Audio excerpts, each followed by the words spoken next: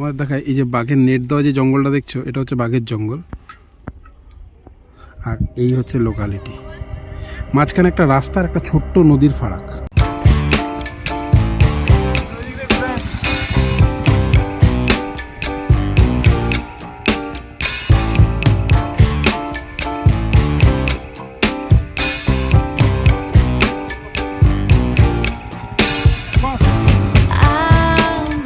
চলো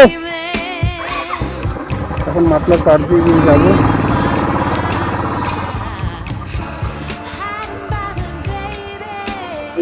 মাতলা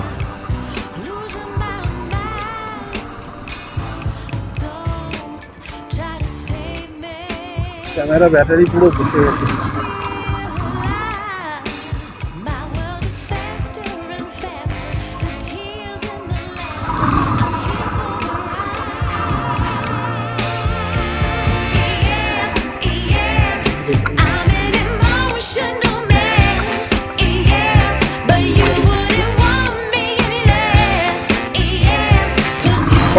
মিনিটের video recording করেছি আমি। এই জায়গাটি যেতে গেলে এই যে এটা হচ্ছে সুন্দরবনের জঙ্গল।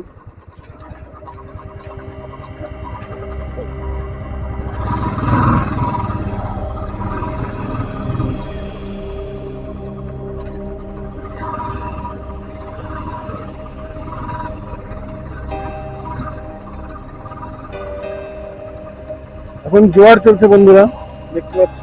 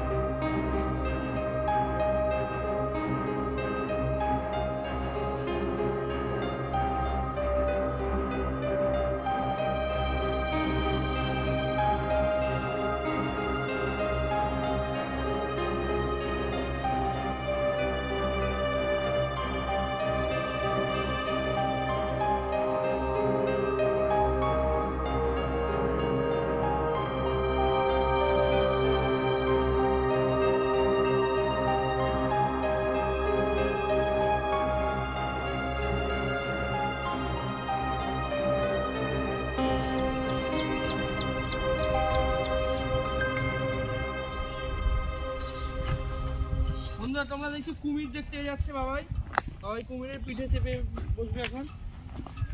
এটা হচ্ছে হেতাল গাছ বন্ধুরা। হেতাল পারে কোটা? এই হেতালের ডাল, কথিত হয় হেতালের ডাল বাড়িতে থাকা খুব শুভ, মানে সব রকমের বিপদ থেকে মুক্ত করে। চল এটা নিয়ে, ওই তো আছে। তোমার দেখায় এই যে বাঘের নেট দেওয়া যে জঙ্গলটা দেখছো, এটা হচ্ছে বাঘের জঙ্গল।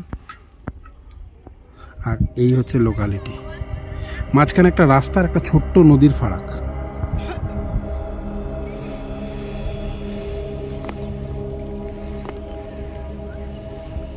ভাই এখন পেটকুলচা ব্রিজ আসেনি, এই রাস্তায় যে বাঘের ভাই এইদিকে আগে আসছিস করে জানো, এই জন্য ঢোকালাম।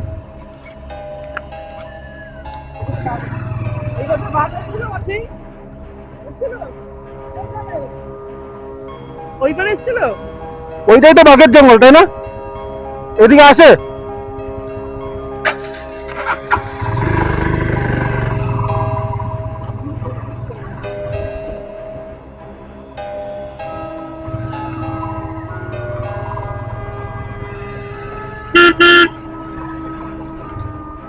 কেমন গাড়ি চালাচ্ছে ভাই?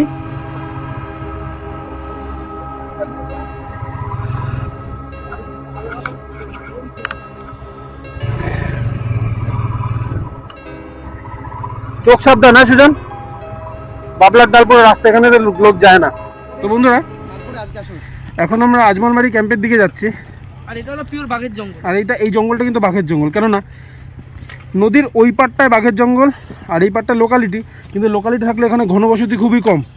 আর এখানে জঙ্গলও হেতালের বন রয়েছে। রয়েছে, সুন্দরবনে এমনকি সুন্দরী গাছও রয়েছে এখানে। আমরা একদম পাড়ে এসে গেছি। তো আমাদের ওই পাশেই রয়েছে ফরেস্ট অফিস, ওই যে ফরেস্ট অফিস দেখতে পাচ্ছ তোমরা বন্ধুরা।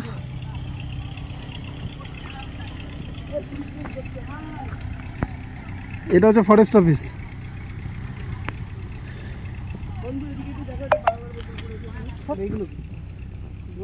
তার মানে যেটা বুঝলাম, এটা ফরেস্ট অফিস। মানে এটা হচ্ছে একদম একদম ঘন। আর সবচেয়ে বড় কথা হচ্ছে এই নদীতে প্রচুর পরিমাণে কুমির আছে। দেখেই বোঝা যাচ্ছে কুমির আছে, এখানে কুমির আছে এই নদীতে। কুমিরের গন্ধ গন্ধ পাচ্ছি।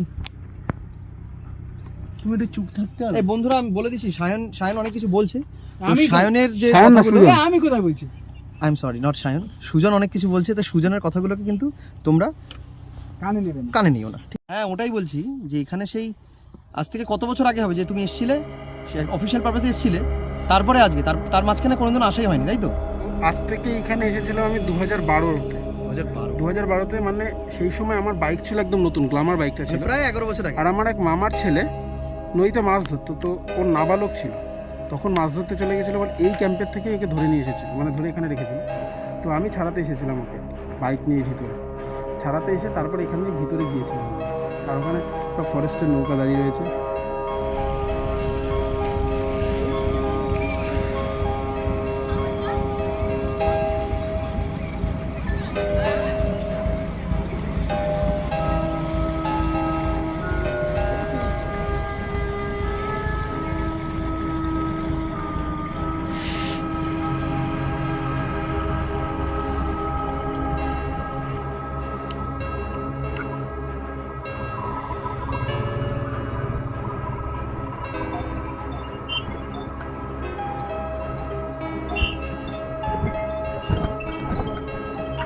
পানু ফোন করছে, বল আমরা আসছি, বল পেট্রোল চাপ ছাড়িয়েছি।